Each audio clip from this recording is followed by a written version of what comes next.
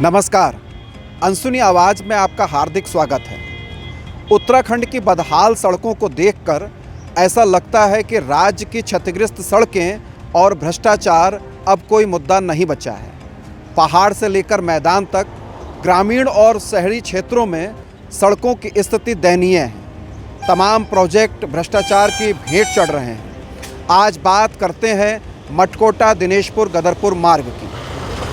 4 साल पहले विधायक रहते मौजूदा शिक्षा मंत्री अरविंद पांडे ने इस सड़क के निर्माण के लिए और अनियमितता के खिलाफ मोर्चा खोला था, लेकिन आज 4 साल से आप शिक्षा मंत्री हैं, बावजूद उसके ना तो इस सड़क का पुनर्निर्माण आप करा पाए हैं और ना ही भ्रष्टाचार के खिलाफ कोई जांच सेटअप करा पाए हैं। इसको लेकर राज्य सरकार और शिक्षा मंत्री पांडे की क्षेत्र में काफ़ी किरकिरी हो रही है। जनता में आक्रोश है। राज्य की तमाम महत्वपूर्ण सड़कों के हाल मटकोटा दिनेशपुर गदरपुर मार्ग की तरह ही हैं। पत्थर छिटकने से गाड़ी का शीशा टूटना, लोडेड गाड़ी का पटा टूटना, गड्ढे में झटका लगने से स्लिप डिस्क होना, मोटरसाइकिल से लुढ़कना, धूल के आगोश में समा जाना, वाहनों की आमने सामने की भिड़ंत होना, इसके अलावा कोई भी अप्रिय घटना घट सकती है मटकोटा दिनेशपुर गदरपुर मार्ग पर। गदरपुर से रुद्रपुर औद्योगिक क्षेत्र सिडकुल के लिए बाईपास का काम कर रहा मटकोटा मार्ग बुरी तरह से क्षतिग्रस्त है। 15 किलोमीटर का सफ़र 1.25 घंटे में तय होता है। सड़क में गड्ढे नहीं बल्कि गड्ढों की सड़क बन चुकी है। हिचकोले मारते रेंगते हुए गाड़ियां आगे बढ़ती हैं। धूल का गुबार आसमान में छाया रहता है। दुर्घटनाओं और हादसों का पर्याय बन चुका मटकोटा दिनेशपुर गदरपुर मार्ग पिछले 10 सालों से दयनीय स्थिति में है। जर्जर हो चुकी सड़क जीवन रेखा को समाप्त कर रही है, लेकिन शासन प्रशासन और जनप्रतिनिधियों के कान में जूं नहीं रेंग रही है। मटकोटा मार्ग बड़ी आबादी को कवर करता है। दिनेशपुर केंद्र में है। रुद्रपुर से चक्की मोड़ पुलरभोज आने जाने के लिए भी लोगों को दिनेशपुर से होकर गुजरना होता है। मटकोटा मार्ग से सिडकुल नज़दीक है, जिस कारण हजारों की संख्या में लोग प्रतिदिन कामकाज के लिए इसी मार्ग से रुद्रपुर आते जाते हैं। बावजूद इसके यह मार्ग एक दशक से बदहाल है। जनता में गहरा आक्रोश है।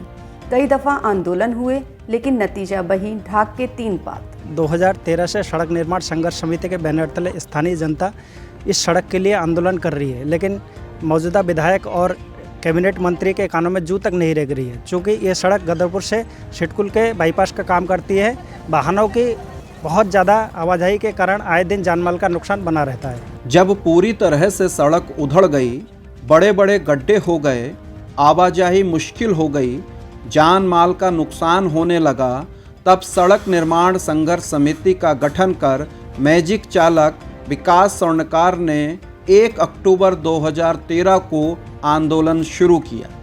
दिनेशपुर के सुभाष चौक पर धरना प्रदर्शन किया गया। प्रशासन ने सरकारी कामकाज में बाधा और सड़क जाम करने के आरोप में 37 लोगों पर मुकदमे लाद दिए। इसके बाद बड़े पैमाने पर क्षेत्र में हस्ताक्षर अभियान चलाया गया। 1 माह में 10,000 से ज़्यादा लोगों ने हस्ताक्षर कर मांग पत्र जिलाधिकारी के माध्यम से प्रदेश सरकार तक पहुंचाया, लेकिन कोई रिजल्ट नहीं निकला। तो बहुत ही प्रॉब्लम है, वुमेन्स को लेकर बहुत ज़्यादा प्रॉब्लम है। रोड में बहुत गड्ढे हैं एंड वुमेन्स जो हमारी ओल्ड वुमेन्स हैं, प्रेग्नेंट हैं, उनके लिए तो ट्रीटमेंट के लिए जा रहे हैं तो उनको बहुत प्रॉब्लम फेस कर रहे हैं। बच्चे भी प्रॉब्लम फेस कर रहे हैं। यहाँ के जो भी लीडिंग अथॉरिटी है उनसे मेरा ये रिक्वेस्ट है कि जल्दी सून इस रोड को ठीक कराएं। 23 जनवरी 2015 को दिनेशपुर में भूख हड़ताल शुरू हुई। अब पूरा क्षेत्र आंदोलन से जुड़ चुका था।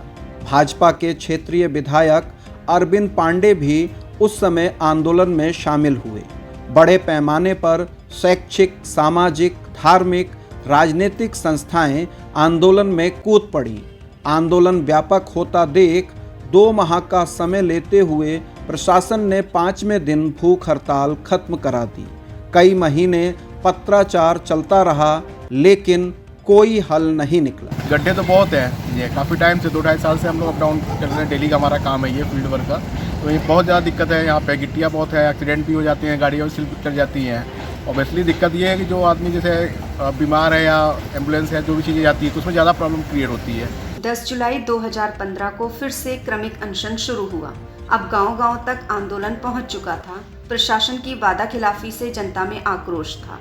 तब प्रदेश में कांग्रेस की सरकार थी और हरीश रावत मुख्यमंत्री थे। 52 दिन लगातार क्रमिक अनशन चलता रहा। आंदोलन तीखा और व्यापक होता जा रहा था, जिस कारण मुख्यमंत्री हरीश रावत को स्वयं संज्ञान लेना पड़ा। 20 दिसंबर 2015 को मुख्यमंत्री रावत दिनेशपुर आए। उन्होंने मार्च 2016 तक सड़क निर्माण शुरू कराने का आश्वासन दिया और आंदोलन समाप्त करा दिया।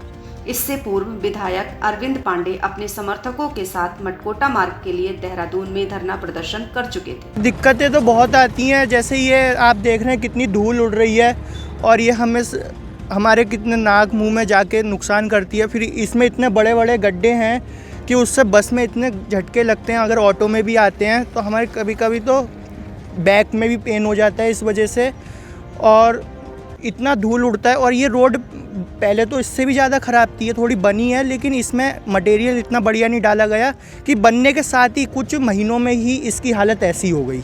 अंततः अप्रैल 2016 में 75 करोड़ 68 लाख रुपए सड़क के लिए मंजूर हुए। जैसे तैसे साल के अंत तक काम शुरू हुआ। सड़क निर्माण में जबरदस्त अनियमितता बरती गई। घटिया सामग्री का इस्तेमाल हुआ। सड़क पहली बरसात भी नहीं झेल सकी और 2017 के अंत तक पूरी तरह से उखड़ गई। तब से अब तक किसी ने सड़क की ओर रुख नहीं किया है। सड़क निर्माण संघर्ष समिति ने भ्रष्टाचार के खिलाफ फिर से आंदोलन शुरू किया। अब प्रदेश में भाजपा की सरकार आ चुकी थी। मार्च 2017 से पहले तक सड़क के लिए आवाज उठा रहे विधायक अरविंद पांडे अब शिक्षा मंत्री बन चुके थे। मंत्री रहते 4 साल में उन्होंने कभी इस मुद्दे पर फोकस नहीं किया। इससे स्थानीय जनता में कैबिनेट मंत्री पांडे और प्रदेश सरकार के खिलाफ अंदर खाने गुस्सा भी है। ऐसा नहीं है कि शिक्षा मंत्री पांडे ने दिनेशपुर में विकास कार्य नहीं किए हैं। इंटर कॉलेज का पुनर्निर्माण, खेल मैदान, कूल्हा में मिनी स्टेडियम का निर्माण उनकी उपलब्धि है। लेकिन सत्ता में आने से पहले मटकोटा सड़क के लिए सड़क पर बैठने वाले शिक्षा मंत्री पांडे का 4 साल से इस मामले पर मौन धारण करना और आम जनता की तकलीफ को नज़रअंदाज करना अखर रहा है। मैं यहाँ से लगातार रोज़ सुबह जाता हूँ, शाम को 5-6 बजे घर की ओर जाता हूँ। तो कहीं ना कहीं इस रोड से हालत इतनी ख़राब है, जर्जर हालत में पहुँच चुकी है और आए दिन मेरे सामने दुर्घटनाएं होती है। इस विषय को लेकर हमने कई बार जो है लोगों से विचार भी रखे कि सड़कें कब सुधरेंगी, इसकी हालत कब सुधरेंगे। हालत इतने ख़राब है कि मैं आपको बता नहीं सकता कि आए दिन ऐसा कोई दिन नहीं होता कि जिस दिन कोई दुर्घटना ना हो। दुनिया भर में सड़क हादसों में मौत के मामलों में भारत पहले स्थान पर है। 2019 में देश भर में 1,51,113 लोगों की मौत सड़क दुर्घटनाओं में हुई। ज़्यादातर घटनाएं तेज रफ्तार और बदहाल सड़क की वजह से होती हैं। मटकोटा मार्ग पर भी अब तक 3 दर्जन से ज़्यादा लोग अकाल मौत को प्राप्त हो चुके हैं। मटकोटा दिनेशपुर गदरपुर मार्ग कब सुधरेगा, ये क्षेत्रवासियों के लिए बड़ा सवाल है। अगले वीडियो में फिर से मुलाकात होगी। तब तक के लिए धन्यवाद। नमस्कार।